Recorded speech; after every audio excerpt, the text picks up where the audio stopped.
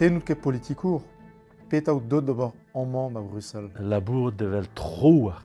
Tre trau technical war, spies war, tu a nalmantik a galek a stosnek. A tre ne in iverzonek. Pes ve gret ganam just war den de lezenu en Europa. Ag a lezenu ze ve troet in pider jez war nuken. Ag an se vit tout vit peb jez zo etre kan a dauhande dud, an hun petemalaar pider jez war nuken, ma doe zera beantud pider 1000 pe 5000 dud. Dan te labour wit an iwerzonak, also officiel hen ba Republik, Ja, iwerzon.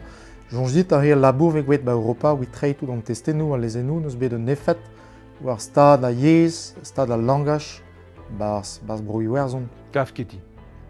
Gwerion de Kafketin. C'est zo symbolique. A peso un dravade kad be officiel, met fin nefet, handla dit pet a nefet, ze zestud mes a vroben fin. Vid an iverzonek, da me jange zo spen pewer uken troer.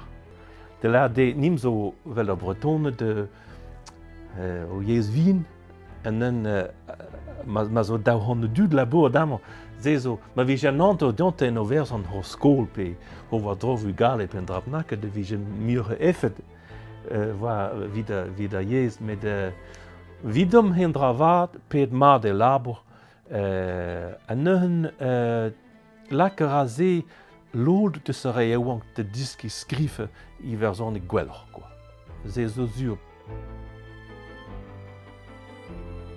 Hag a brezonak na han. Brezonak ne ket officiel roas na ba Breiz na ba Europa, me ma toche de vean officiel nun devenakat.